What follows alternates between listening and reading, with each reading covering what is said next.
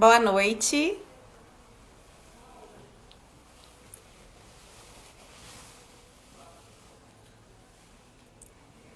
Boa noite, eu gostaria de agradecer ao convite feito pela aluna Sara, em nome da AGEPSE, para a gente fazer hoje uma conversa, falar um pouco sobre o laço social.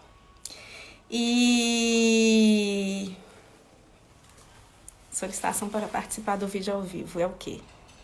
Visualizar? Letícia, conhece? Conheço? Ela quer entrar junto com você. Não. Não, né? Ah, então... Eu não entendi. Continua. Então, primeiro eu queria agradecer o convite, né? A gente está num momento super delicado da nossa civilização e eu me propus a contribuir um pouco com vocês para falar um pouco sobre o laço social. Primeiro eu vou dizer de que lugar que eu estou falando, acho que é muito importante que eu me apresente para as pessoas que não me conhecem. Meu nome é Andréia, eu sou professora e tenho mestrado e doutorado em psicanálise, feito na UFRJ. E é desse lugar que eu vou tentar contribuir para a gente fazer uma discussão sobre o que eu estou pensando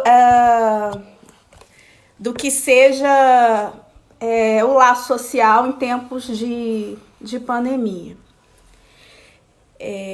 Eu vou citar alguns textos que eu considero importantes para vocês. Um deles é O Mal-Estar na Civilização, do Freud, que eu acho que é um texto muito importante para guiar a nossa conversa hoje. E também falar um pouco do Seminário 17 do Lacan, que é o Seminário do Avesso da Psicanálise. Eu até estou com ele aqui.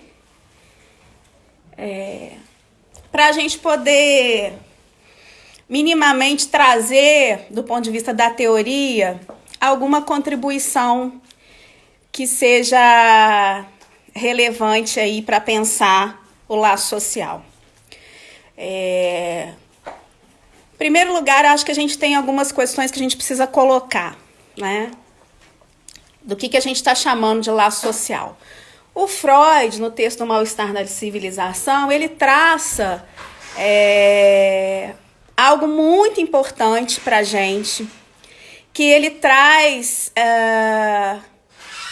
a questão do laço social para pensar exatamente o que faz a forma como a gente se enlaça do ponto de vista do nosso compromisso enquanto sociedade, né?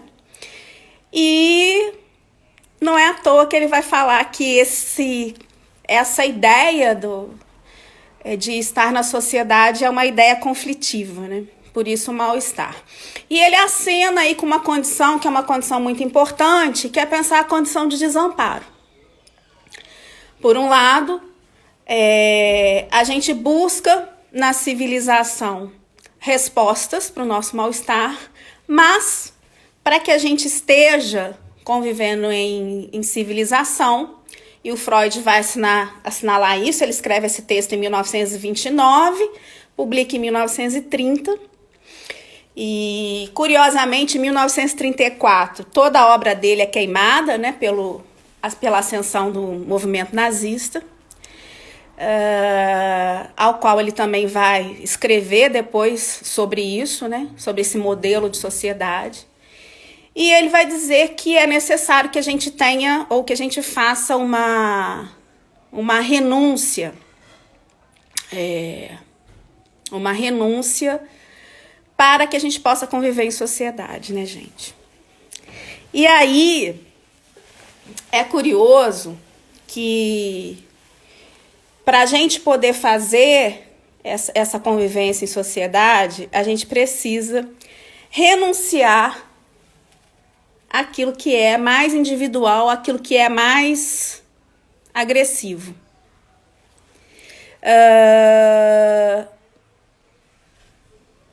E isso é muito importante, porque se a gente não faz essa renúncia, a gente vai acenar para uma direção muito contrária, que é o que a gente vai chamar de barbárie, né?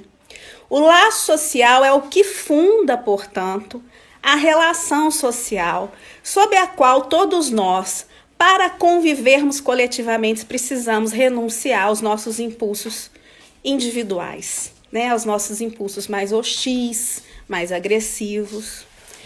E, curiosamente, em tempos de pandemia, essa questão do laço social se coloca para nós de uma maneira muito curiosa, porque é para benefício do coletivo que precisamos renunciar, né? Então, a ideia do isolamento social ou do distanciamento social, a gente está vendo aí alguns municípios do nosso país caminharem até para um lockdown, que é uma radicalização desse distanciamento. Quer dizer, o princípio que funda, nesse momento, o pacto civilizatório é a renúncia. Absolutamente a renúncia de qualquer desejo individual, né? E pensar o coletivo, pensar a questão social, pensar para além de mim, das minhas questões que me colocam como questões identitárias ou narcísicas, né? Para pensar a alteridade, quer dizer, para pensar o outro. Lacan vai trazer, com o Seminário 17, a partir de uma visão dos discursos, né, que o laço social ele se funda a partir de uma linguagem ou da cultura, né? É a linguagem ou é o discurso que ancora a movimentação dos corpos na sociedade ou na cena. E é muito importante que ele vai falar de vários discursos e vai trazer um discurso que a gente traz como um discurso fundamental, que é o discurso capitalista, né? Por que é um discurso fundamental? Porque é um discurso que é o discurso do nosso laço social atualmente, né? E é um discurso que Lacan traz como um discurso do mestre moderno, é um discurso sem sujeito. No capitalismo, não há, na relação entre o sujeito e o campo do outro, a dimensão da subjetividade, né? A relação é mediada pura e exclusivamente pela aquisição dos objetos. Por que eu estou falando disso, para pensar o laço social? Porque nós temos, nesse momento, dois discursos, que são discursos que têm o mesmo fundamento, e, no entanto, que algumas pessoas colocam em oposição, mas que são de lugares diferenciados. Quando a gente está falando do discurso civilizatório ou do laço civilizatório e da renúncia, nós estamos falando de que precisamos preservar algo que é do coletivo, que é do social, darmos visibilidade para algo que está para além de nós e, com isso, renunciarmos, né? E o discurso capitalista não aposta nessa subjetivação. Ele aposta, muito pelo contrário, em que, primeiro, você vai resolver o seu mal-estar ou a sua renúncia com os objetos, né? O discurso capitalista, ele promete que você vai encontrar a felicidade pelo meio dos objetos. E aí, como é que ele vem revestido no momento da pandemia? Ele vem revestido da ideia de que, olha, a economia, ela vai matar, né? Ou seja, vai matar pelo desemprego, vai matar porque as pessoas não vão ter como se sustentar, e faz uma falsa oposição entre vida e capital. Isso já foi discutido, amplamente discutido, né, por vários vieses. E a psicanálise, a posição da psicanálise é uma posição de resistência a esse discurso capitalista, porque entende que, na verdade, o mal-estar civilizatório ele não vai ser resolvido pela via da metáfora do encontro com o objeto, né? A gente não vai encontrar o objeto, não é isso, gente? Não há possibilidade de nenhum objeto traduzido pelo capital, que vá apaziguar o nosso mal-estar. E aí a gente vai fazer um recorte e vai olhar para o nosso país, que é o Brasil, né? O nosso país, ele traz aí questões muito graves, né? O laço social no nosso país é um laço social que pouco prima por aquilo que a gente está chamando de civilização, dos pactos civilizatórios. Gente, se vocês quiserem perguntar, comentar, fiquem à vontade, que isso é um diálogo, tá? O nosso país, na verdade, ele traz a impossibilidade da gente dar visibilidade para esse outro que é o coletivo, né? Só existe o outro num país como o nosso, se ele é um outro que não é diferente de nós, ou se é um outro mediado por um valor que é o valor capitalista. E aí, com isso, a gente produz, né, corpos invisíveis. A gente produz pessoas que não têm valor, né? E aí, nesse sentido, talvez porque os marcos civilizatórios nossos que vão fazer com que a gente renuncie ao mal-estar e assine, né, esses pactos civilizatórios, que é o Estado Democrático de Direito, que são as leis, que são as garantias, os mínimos constitucionais, que vão falar das minorias sociais, que vão discutir as vulnerabilidades, isso fique absolutamente sem sentido num país onde a vida, né, desses sujeitos que assinalam para esse pacto civilizatório não contam, né? E aí a barbárie, que seria o recuo desse processo civilizatório, se instaura com a ascensão num discurso capitalista que desconstrói a existência da subjetividade ou do sujeito. E aí é como se a gente, né, banalizasse as mortes, né? É a famosa frase, e por isso a psicanálise vai falar de discurso, a linguagem, ela é simbólica, não é? A linguagem, ela nomeia, ela dá lugar, né? A frase dita, a última frase dita essa semana que tanto nos chocou. E daí? E daí? Que importam essas vidas, né? Esses números? Isso é muito doloroso e a psicanálise nos avisa, né, do ponto de vista do nosso comprometimento ético, de que todos os sujeitos têm lugar no pacto civilizatório. Então não somos números, né? E daí que todos nós, brasileiros, precisamos estender o nosso pacto social ou o nosso pacto civilizatório para todos os cidadãos, né? Então isso é algo que fica muito claro nesse momento, né? É como se houvessem alguns sujeitos que pudessem ser vistos, e aí o discurso capitalista coloca valor nesses sujeitos e outros não. Isso não é da pandemia, tá?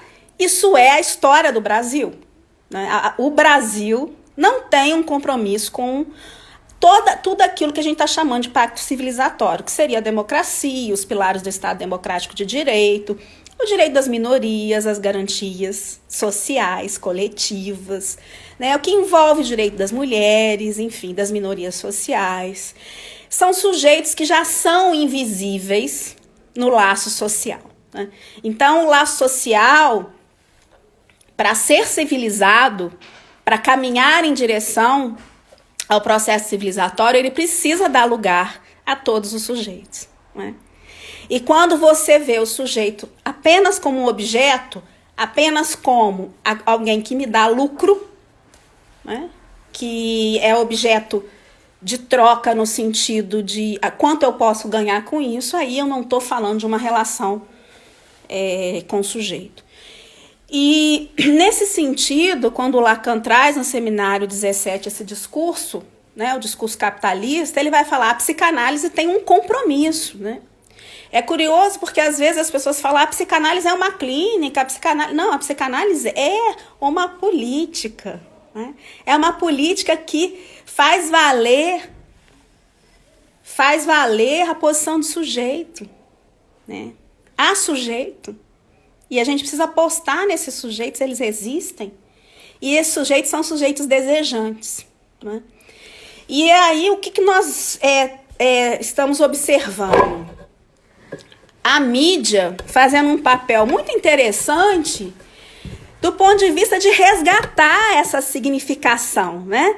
De dar nome, de dar sobrenome, de contar a história dessas pessoas que estão perdendo as suas vidas por algo que, obviamente, vai dividir a história, né? Que vai marcar nosso laço social, que vai moldar a civilização, e aí não se tem uma resposta para isso. Qualquer pessoa que tentar responder a esse momento ou dar alguma resposta a isso está sendo, no mínimo, precipitado, né? É algo muito inédito para todos nós, mas é algo que vai mudar as relações civilizatórias ou as relações sociais. Mas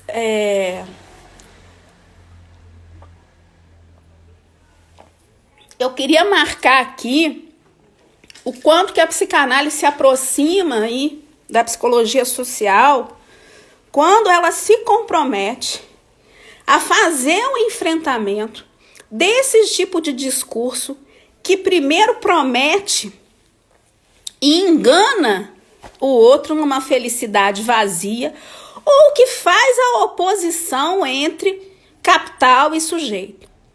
Existe uma passagem também lacaniana, que eu acho que alguns de vocês já conhecem, uma metáfora, que o Lacan vai dizer que a entrada do sujeito no laço social, o que a gente está chamando de discurso, cultura ou linguagem, há que se perder algo. E ele usa essa metáfora, que é a metáfora da bolsa ou a vida. Vocês já ouviram falar nessa metáfora? Quem aí pode me dizer que sim, dizer que não? Tá todo mundo me ouvindo, gente, me vendo?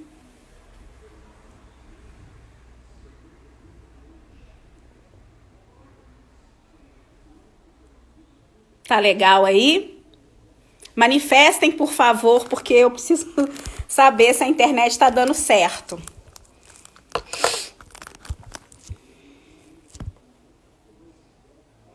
Todos me ouvindo e me vendo?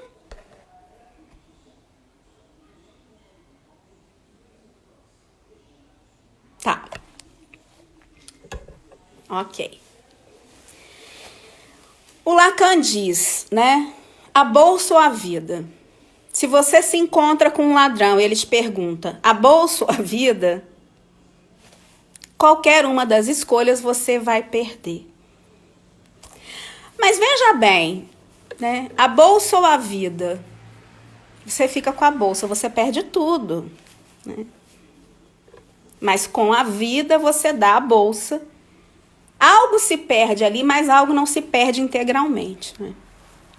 Então, nesse sentido, a gente pode colher nesse momento talvez 2 ensinamentos. É óbvio que essa metáfora ela tem 1 milhão de desdobramentos, mas a gente pode colher 2 desdobramentos, pelo menos.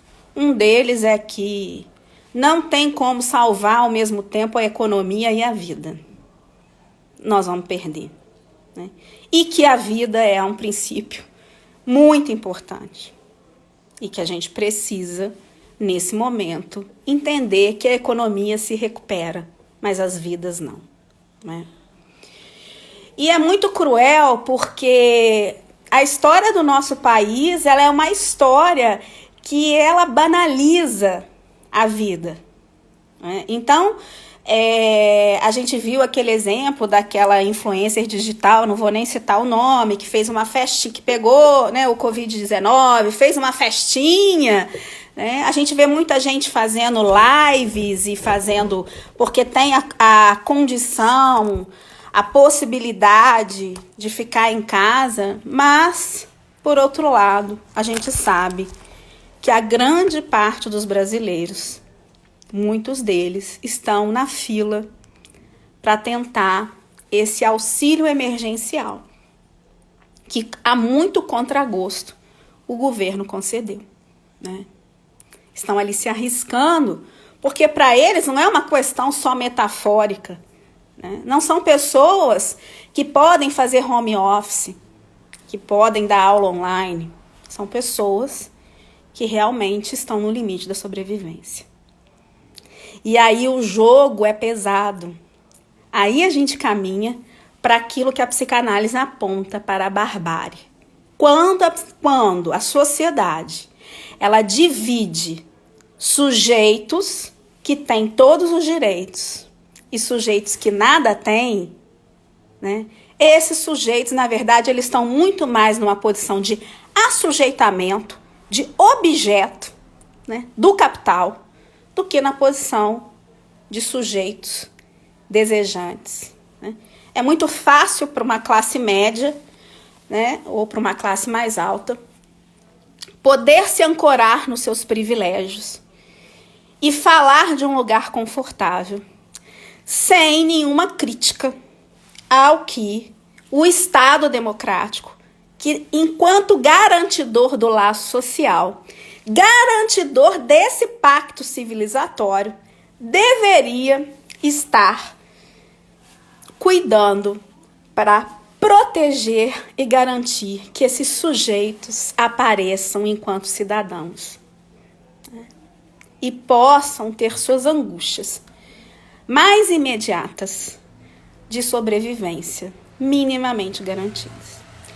Então, assim, esse é um viés que eu queria trazer, porque muitas das vezes a psicanálise é vista como elitista, como sem compromisso com o social, como não diálogo, né, com os outros aspectos da psicologia social, e não é dessa maneira que eu entendo e estudo a psicanálise já há algum tempo, né, já são 20 anos já que eu estou nessa estrada, tanto na clínica quanto no serviço público. E a minha preocupação é muito desse lugar, desse diálogo que é muito importante, da psicanálise na cena da cidade, daquilo que o Henrique Laurent, que é um teórico francês, fala como o analista cidadão, né? O que a psicanálise tem a dizer? Ora, precisamos primeiro entender a nossa posição no laço social como renúncia pulsional nesse momento, e aí sim apostar na informação correta, apostar em proteger a todos que a gente conhecemos no nosso laço social mais próximo, e ao mesmo tempo também o nosso compromisso em pressionar, né, ao governo, às autoridades, para que nós tenhamos, né, o mínimo de impacto possível, ou o flerte tão assim assintoso com a barbárie, como foi a fala do "e daí", né? Nos posicionarmos diante disso. O laço social, ele obviamente varia de cultura para cultura e de momentos para momentos. Quando a gente estava lá no momento que o Freud escreveu O Mal-Estar na Civilização, eu fiquei refletindo sobre isso. O Freud traz, né, a questão do recalque, que a gente precisava recalcar as nossas pulsões, e a gente vive depois um contemporâneo, né, anterior à pandemia, que era do não recalque, né? Que era exatamente do laço social feito a partir da emergência das pulsões, dos desejos de consumo, né, que são desejos alienados. E nesse momento a gente recebeu um freio, né? O freio foi o Covid. não há por que agora você gozar, né? Há que se renunciar. Então, de alguma maneira, nesse momento da pandemia, o convite para o laço social é pela via da renúncia. Se tem uma leitura que a gente pode fazer, é que o mal-estar da civilização nesse momento se apresenta como aquele lá do Freud do recalque, da repressão. Voltamos àquele momento, né? E precisamos refletir. E aí muitas pessoas discutindo, será que eu preciso consumir tantas coisas? Será que eu preciso comprar tantas coisas? O que é necessário, o que é supérfluo, né? O que é válido? O que tem valor na minha vida, né? Então, são várias perguntas que emergem para que a gente possa, de alguma maneira, questionar o nosso desejo e questionar essa ascensão do consumo que é esse atravessamento do discurso capitalista, né? O capitalismo vai precisar também se reinventar enquanto um sistema, né? Porque todos os países estão às voltas com isso. Às voltas com a impossibilidade da troca, né? Todos os tipos de troca e com suas amarguras econômicas. Mas do ponto de vista da subjetividade, quando a gente fala de troca, né? O que fica, né? Além dessa análise de uma posição em relação à civilização versus barbárie, eu acho que isso tem que ficar muito claro, né? Quando a gente está apostando no processo civilizatório, a gente está apostando na renúncia, a gente está apostando no sujeito, a gente está apostando no laço social, a gente está apostando nas instituições democráticas, nos direitos, né? No princípio da vida para todos, né? Não só para alguns. E a barbárie é exatamente o não compromisso com a vida, o não compromisso com o outro, o não respeito ao outro, né? A ideia de que meu direito individual estaria acima do direito coletivo, né? Nesse momento isso é um risco eminente, né? Nesse momento, a bolsa ou a vida. Você sair, você se relacionar, você não usar proteção, você não fazer o distanciamento social é apostar, de alguma maneira, na barbárie, você minimizar as mortes, você não apoiar, não lamentar, né? Não sofrer, não se preocupar, quanto milhares e milhares de pessoas estão perdendo as suas vidas, não só no nosso país, como em outros países, por conta de uma condição que é da existência humana, né? Uma vicissitude. Isso faz com que a gente precise ter um olhar atento do ponto de vista de revisitar que tipo de laço social a gente quer para a nossa civilização. Eu acho que então aí a gente abre também dois caminhos, né? Um é o que a gente está vivendo nesse momento e que a gente pode fazer do ponto de vista da nossa relação com os discursos, com as linguagens, com o outro, com isso que nos ancora. E o que a gente pode, enquanto aposta, pensar para daqui a algum tempo, quando esse momento passar. Do ponto de vista do aqui e agora, não é? Me faz refletir, tem me feito refletir muito essa questão de que tipo de renúncia e que tipo de mal-estar me causa essa renúncia, né? Hoje, por exemplo, a gente teve uma situação no trabalho, uma colega chorou, né? Um momento de muito estresse, trabalhar na saúde.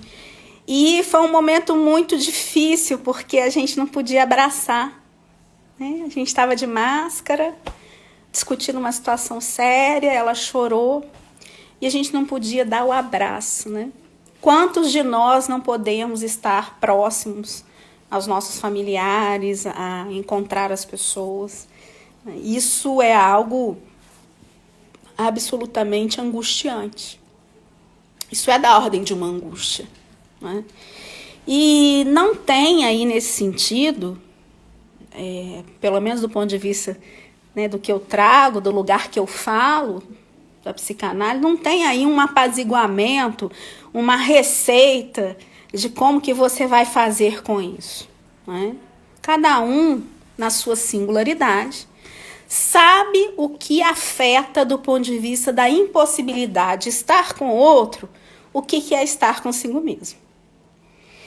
Aonde a angústia se coloca, se apresenta, o mal-estar se coloca, o sintoma aparece e aflige, né? Isso é muito de cada um. E aí, para cada um, a seu modo. E nesse sentido, a psicanálise vai falar, olha, tem algo que é do olhar social, mas tem algo que é da sua singularidade, da sua subjetividade, e que você precisa respeitar e encontrar o seu saber fazer com o seu sintoma, né? Saber fazer com a sua angústia. Para aqueles cuja angústia avassala, né, e do ponto de vista de produzir o sintoma, a gente tem o próprio conselho aí ofertando o atendimento online, né? Então a gente precisa buscar isso. É importante. Não há por que parar a possibilidade de você investir na sua subjetividade ou na sua possibilidade de construção, porque você está no meio de uma pandemia. Isso é importante.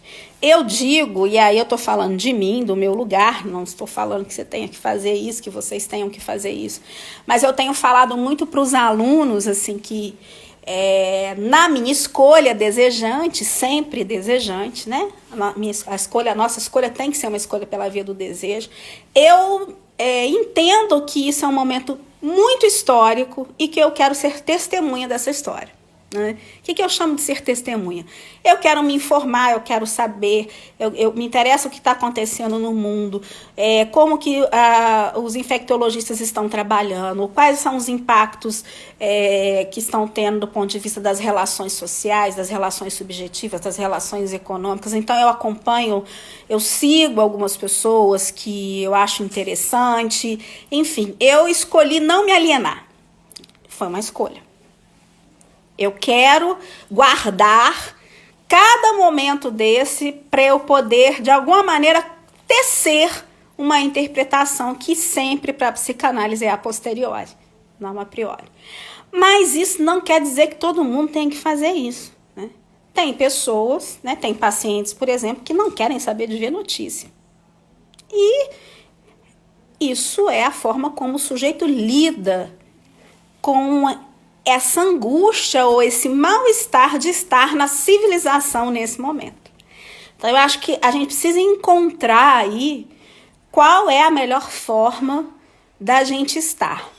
E aí eu ainda falei isso com a Sara, que a gente tem uma diferença, inclusive, geracional, que a gente precisa entender.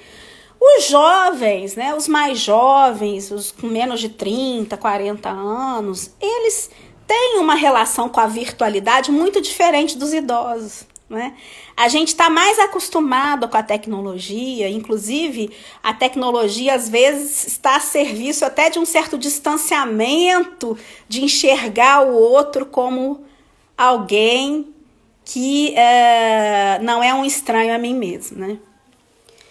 E você percebe que para certa parcela da população é mais fácil, né, aí entre aspas, fazer esse isolamento, fazer esse distanciamento, porque usa a tecnologia, porque sempre usou a tecnologia como meio de relação ou de comunicação com o outro. E os idosos não, né? Os idosos às vezes nem sabem ligar o celular, às vezes têm dificuldade, né?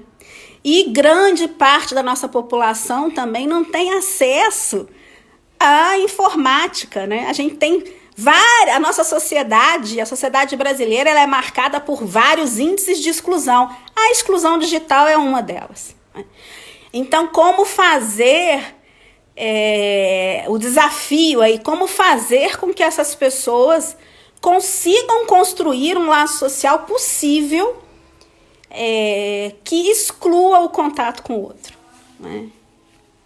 Talvez aí o que as prefeituras têm feito com a questão mesmo de uma mídia informativa, educativa, até pedagógica, porque não, possa auxiliar a que a gente consiga minimamente fazer com que esse sujeito construa um simbolismo, porque o vírus, ele não é palpável.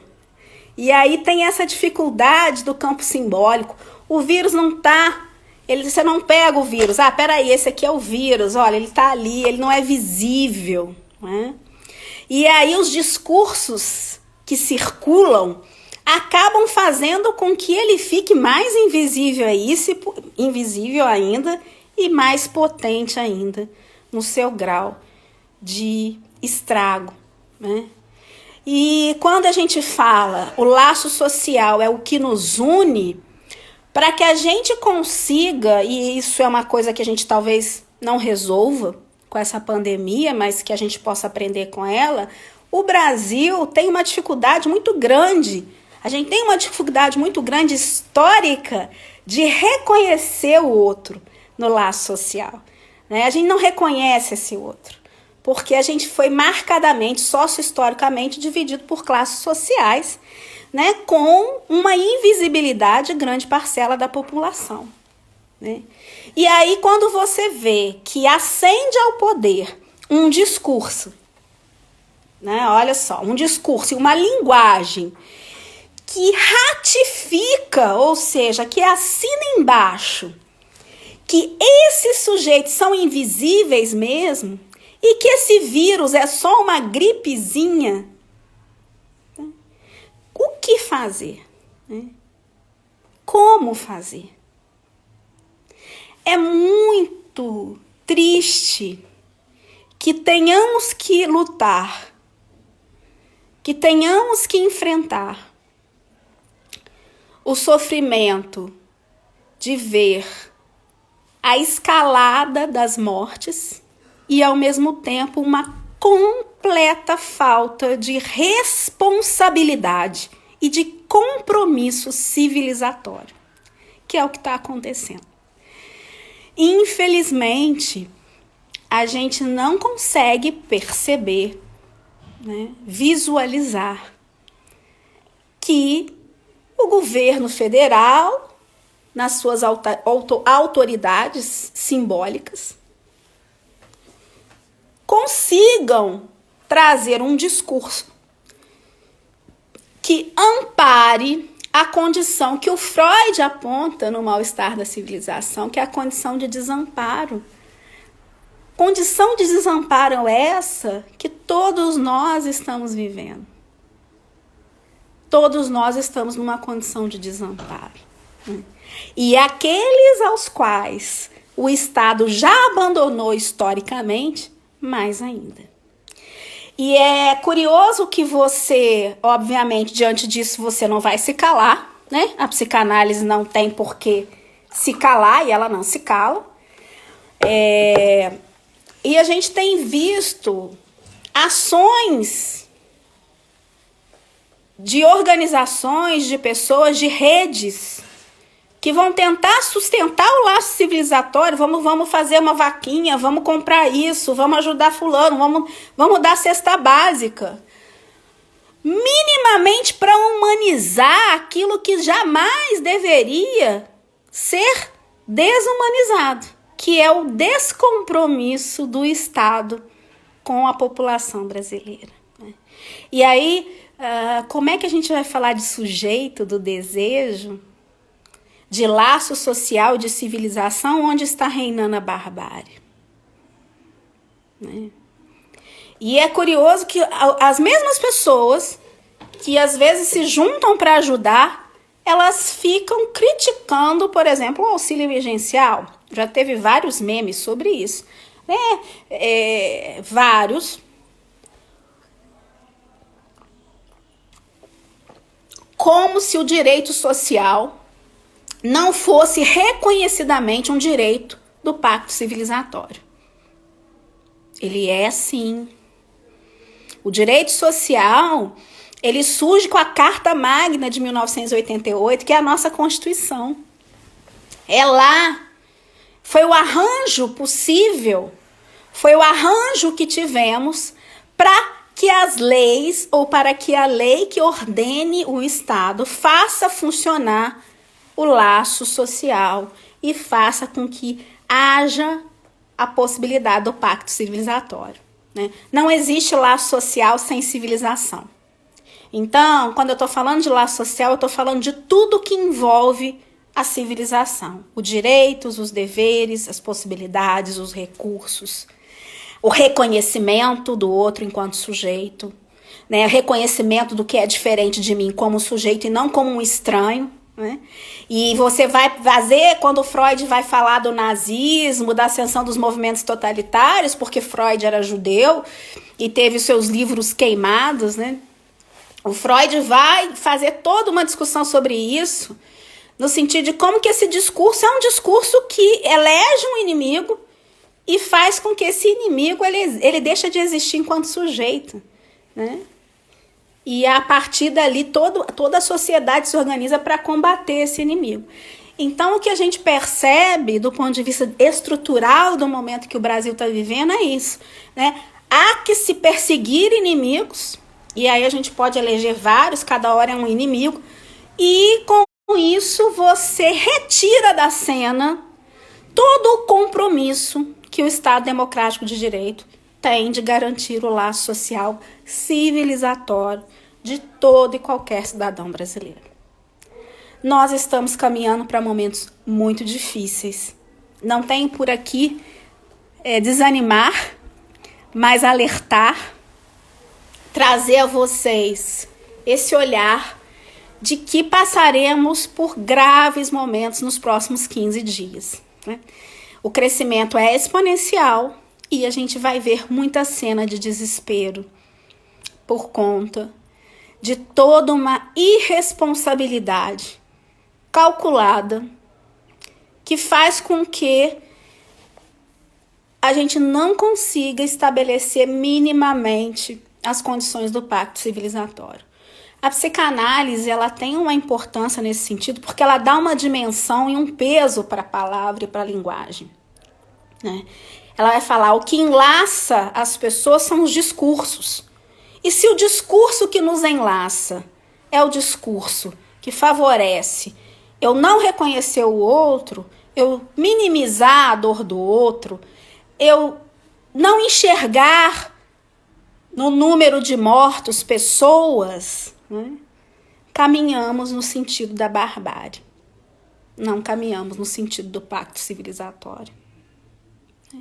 E para nós, psicólogos de formação, que temos um compromisso ético, político, de sustentarmos a luta por uma sociedade mais justa, mais democrática, mais igualitária, fica a responsabilidade que a gente tem de resistir a esse discurso, a resistir à hegemonia de um discurso que fragiliza, inviabiliza e mata, porque esse discurso está matando. Ele não é simplesmente uma figura de retórica, uma palavra. A psicanálise nos avisa, as palavras têm peso e os discursos, eles trazem consequência. Então a gente precisa estar atento na nossa escuta e no nosso compromisso, na nossa posição, no nosso lugar de fala, de que a gente não vai pactuar com nenhum recuo civilizatório. Nós precisamos, sim, defender a civilização, defender o laço social, defender o reconhecimento do outro enquanto sujeito. Reconhecer que precisamos mudar, né? Se existe um significante ou uma palavra que a gente pode usar para esse momento, pode ser a palavra reinvenção. A gente já está caminhando para o final, não sei se alguém quer fazer alguma pergunta, né, gente? Porque live só dura 1 hora. Mas a psicanálise trabalha muito com essa ideia da reinvenção. Nós vamos precisar reinventar uma nova forma de ser.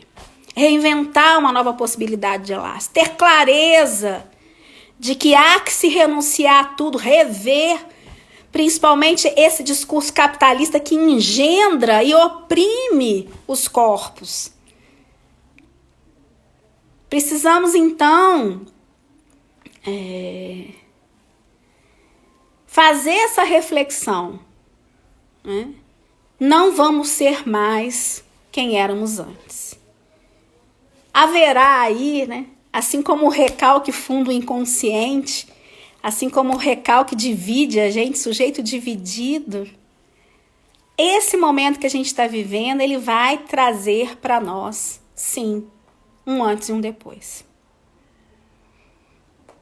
E isso não há como saber, né? Mas há como a gente apostar em que tipo de civilização que a gente quer. Que tipo de laço social eu quero ter? Que tipo de sociedade eu quero ter? Quem eu quero ser? Né? Para onde o meu desejo vai apontar?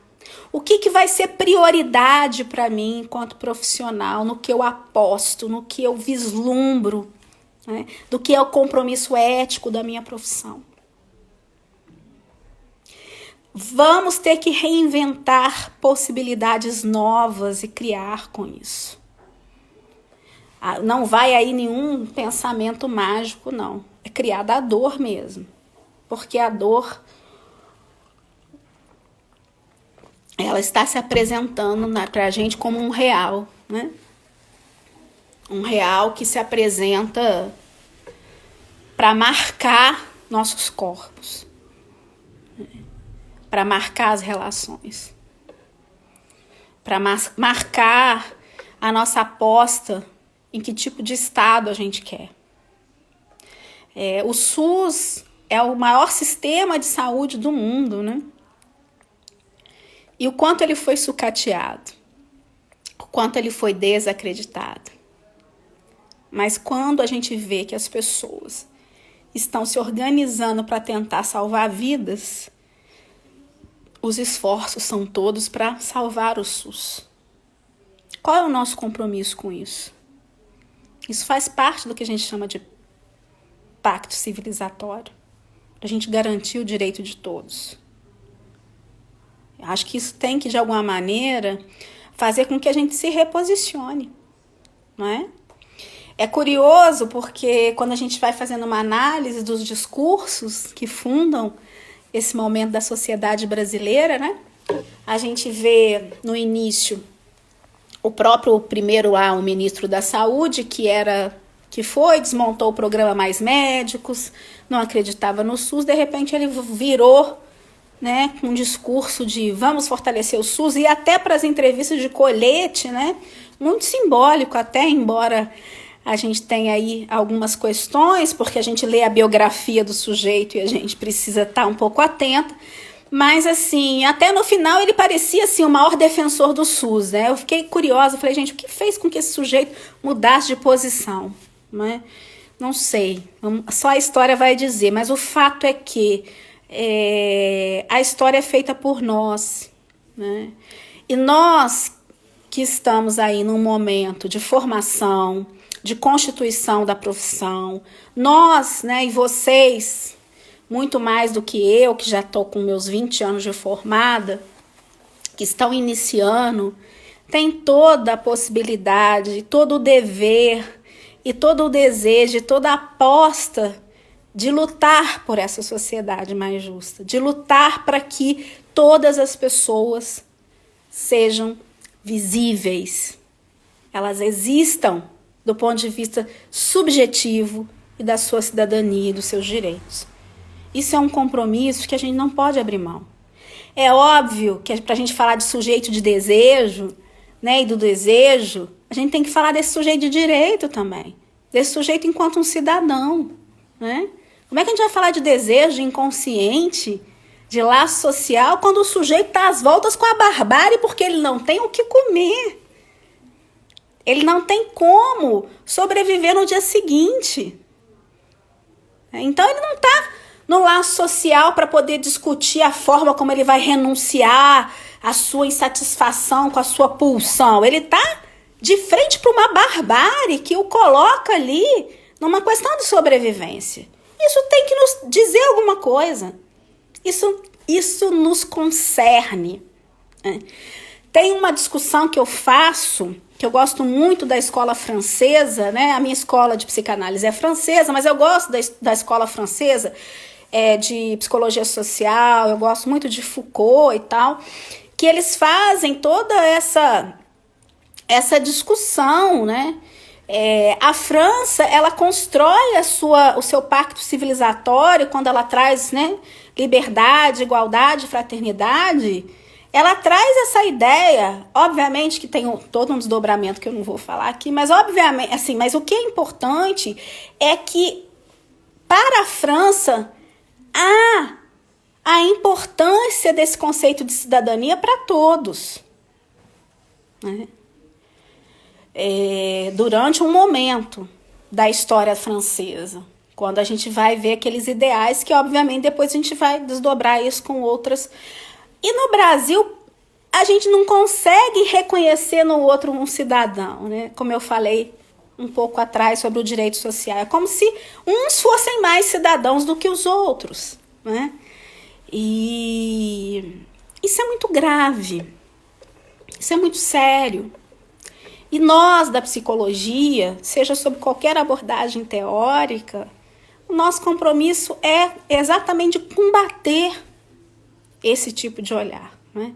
De garantir que as instituições fortaleçam os direitos, porque isso tem a ver com civilidade, com civilização. Na nossa história, como a gente não construiu isso, a gente tem muita dificuldade de entender o direito coletivo, né? Talvez isso seja uma hipótese. Por que as pessoas não estão fazendo distanciamento social? Porque elas não conseguem entender a responsabilidade coletiva. Porque isso nunca foi consolidado na história do Brasil. Mesmo porque a gente teve mais de 300 anos de escravidão, ou seja, pessoas que não eram consideradas cidadãs e uma parte da elite dominante que era cidadã. Então, como que esse sujeito vai se ver enquanto cidadão? Como que ele vai ver que ele precisa pensar no coletivo? Ele está pensando na sobrevivência dele. Ele não está conseguindo enxergar que a questão coletiva ela é importante nesse momento, porque ele nunca se viu como um sujeito de direito nem cidadão. Então, como que ele vai ver o espaço público, a cena pública, o não transitar, o não andar sem máscara, né? O ficar em casa como algo importante, porque ele não enxerga, ele não consegue enxergar o Estado. Ele não consegue enxergar, diante do seu tamanho desamparo, que há ali algo coletivo que nos enlaça e que diz: nós vamos construir, a partir desse pacto civilizatório, uma proteção, uma garantia. Não existe, né? E isso é algo que faz diferença, que diferencia e que, infelizmente, faz com que o Brasil seja um dos países em que o contágio vai ser um dos maiores na história da pandemia, segundo aí as últimas informações que eu obtive. Então, a gente precisa realmente rever, né, para a gente poder aí encerrar. Vocês têm alguma coisa para falar, alguma pergunta? Algum comentário? Que a gente já está terminando e a live ela tem um tempo assim, né? Então,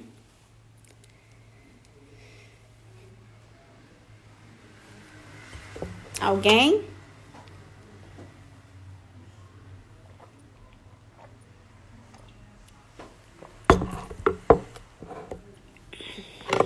Acho que ficou claro, gente, o que eu quis dizer. Eu peguei, então, só para resgatar, né? Peguei lá no início o texto Mal-Estar na Civilização, seminário 17 do Lacan. Trouxe Freud, quando Freud diz que para a gente conviver em sociedade, a gente precisa renunciar àquilo que é individual. Isso é o laço social. A gente precisa fazer uma renúncia, né? Trouxe o Lacan com o discurso capitalista que inverte ou que subverte essa lógica e diz que é possível você ter tudo a partir do capital ou da relação com os objetos, e aí tira o sujeito da questão, e que esses impasses hoje se apresentam, então, para nós, do ponto de vista do não reconhecimento desse coletivo, desse social, na história do Brasil, e do ponto de vista subjetivo da nossa dificuldade de lidar com essa renúncia, que eu até falei, olha, talvez a gente tenha que voltar para esse momento do recalque, como foi o momento inicial do Freud, né, que não podemos gozar de tudo, não é possível nesse momento. E com isso reinventar uma possibilidade outra, de subjetividade, de relação com os objetos, com as pessoas, com os valores, com os princípios. E aí, alguma pergunta? Me fiz entender? Fica aí o convite para vocês, né, ao Seminário 17, ao texto do Freud. Fica também um convite para vocês. Eu faço um grupo de estudo online, ele é gratuito. Nós estamos estudando o sintoma e a angústia. Ele acontece aos sábados. O link é pelo Skype, tá na minha página pessoal do Instagram. Depois, quem quiser, me segue lá, que eu passo as informações. E eu queria agradecer a possibilidade de falar um pouquinho, dividir um pouquinho do que eu tô pensando com vocês. Dizer que eu tenho muita admiração pelo movimento que vocês fizeram, por esse coletivo que vocês criaram, que eu não tive nunca muito tempo de participar, porque quem me conhece sabe que eu trabalho de 7 da manhã até 11 da noite, então sempre foi muito difícil para mim poder estar em alguns momentos. Então geralmente quem ia eram os meus alunos me representando em alguns trabalhos que a gente conseguiu compartilhar, né, com a GEPSE, e dizer que assim, eu tenho um grande respeito por esse coletivo, uma grande admiração pelo trabalho que vocês fizeram, consolidaram, e que o que vocês quiserem podem contar comigo no que eu puder contribuir. E mais uma vez agradecer em nome da Sara o convite para poder aí essa noite, véspera do dia do trabalho, amanhã, né? Poder estar falando um pouco com vocês aí sobre laço social, muito do ponto de vista de um diálogo, de uma conversa. Eu vou ler uma frase aqui do Freud, só para a gente poder... Quem me conhece sabe que eu gosto de trazer uma leitura, né? Que eu achei que é bonita e tal, que eu acho que poderia ilustrar aí que ele fala... Bom, ele traz uma questão que eu achei interessante, que o Freud aposta na civilização, embora ele vai dizer... Ele vai dizer que a gente, embora a gente tenha algo da barbárie, nós temos horror à guerra. Nós temos, de alguma maneira, a gente não aceita que as vidas se percam ou que haja aí toda uma, vamos dizer assim, uma relação de perda, no sentido de justificar aquilo que não é justificado. Nossa, meu tempo está acabando. Ele fala, por que a guerra? Freud endereça para Einstein, né? Freud endereça ao físico assim, por que não nos revoltamos tanto contra a guerra? Por que a gente se revolta contra a guerra? O senhor, eu e tantos outros, né? E aí o Freud mesmo vai responder depois. Ele vai dizer, porque a gente tem na nossa gênese civilizatória um pacto. E esse pacto é com a civilização. É isso, muito obrigada, um beijo para todo mundo que eu vi, que tá me curtindo, que eu não pude falar os nomes e tal. E eu queria mais uma vez agradecer a vocês. E quem quiser participar do grupo de estudo online, que é gratuito, depois pede para me adicionar no meu perfil lá do Instagram. Tá bom? Tá acabando. 4 segundos. Corte, tempo lógico.